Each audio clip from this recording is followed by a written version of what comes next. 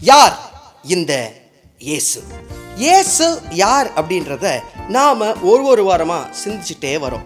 இந்த வாரம் நாம் பார்க்க போகிறது பாவிகளின் நேசர்.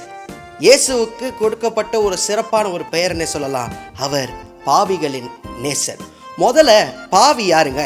நான் சமீபத்தில் இன்ஸ்டாகிராமில் ஒரு ரீல் ஒன்று பார்த்தேன். அதில் இந்த மாதிரி ஜெபம் பண்ணாங்க, கடவுளே இந்த பாவிகளை மன்னியும். ஒருவர் ஒரு கமெண்ட் போட்டிருந்தார், அப்படி என்னதான்டா பண்ணீங்க, பாவி பாவி பாவி பாவின்றீங்களே, என்ன பாவம் செஞ்சீங்க அப்படின்னு கேட்டிருந்தார். அப்போ யார் பாவிங்க?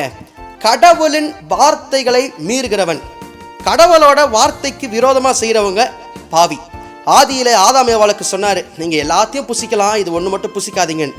ஆனால் அவங்க புசிச்சாங்க, கடவுள் வார்த்தையை மீறினாங்க, அங்கே பாவம் பிறந்தது.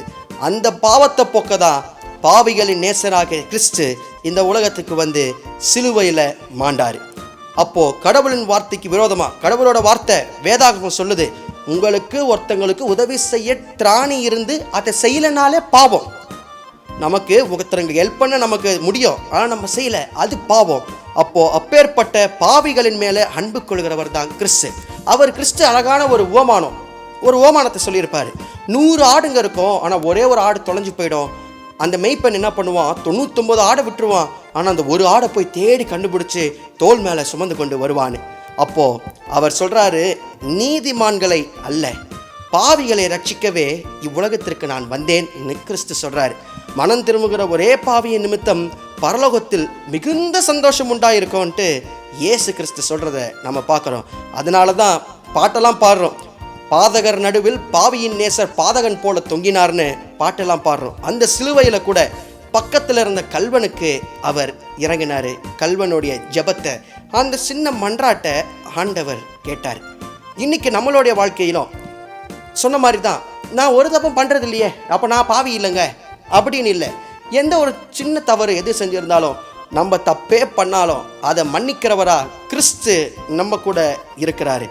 இன்றைக்கு நாம் தெரிஞ்சு தப்பு செஞ்சோமோ தெரியாமல் தப்பு செஞ்சோமோ, தப்பே செய்யலைனாலும் கிறிஸ்து நம்ம மேலே அன்பாக இருக்கிறார். அதனால தான் போன வாரம் பார்த்தோம், அவர் அன்பு நிறைந்தவர், நம்மேல் அன்பாக இருப்பவர் அப்படின்னு சொல்லி.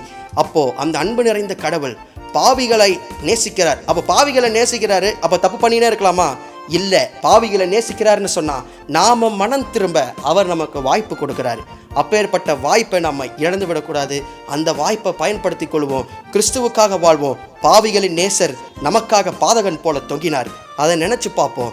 இனி நாம் எந்த ஒரு தவறும், பைபிள் என்ன சொல்லுது, ஆண்டவர் என்ன சொல்கிறாரு, அதன்படி வாழ்வோம். அவ்வாறு நம்ம வாழும் பொழுது அவர் நம்மோடு கூட இருந்து சகல நிலைகளில் நம்ம வழி நடத்தி காப்பார். இயேசு யாருன்றத அடுத்த வாரம் இன்னொரு தலைப்பில் சிந்திப்போம்.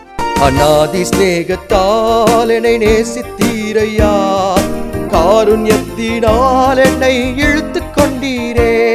அநாதி ஸ்நேகத்தால் என்னை நேசித்தீரையா, காருண்யத்தினால் என்னை இழுத்து கொண்டீரே.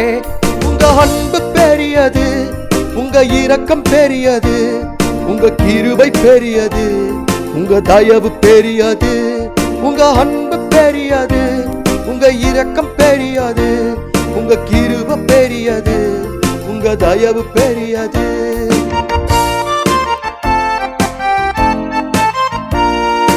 அநாதையாய் அலைந்த என்னை தேடி வந்தீரே, அன்பு காட்டி அரவணைத்து காத்து கொண்டீரே. அநாதையாய் அலைந்த என்னை தேடி வந்தீரே, அன்பு காட்டி அரவணைத்து காத்து கொண்டீரே. உங்க அன்பு பெரியது, உங்க இரக்கம் பெரியது, உங்க கிருபை பெரியது, உங்க தயவு பெரியது. உங்க அன்பு பெரியது, உங்க இரக்கம் பெரியது, உங்க கிருபை பெரியது, உங்க தயவு பெரியது.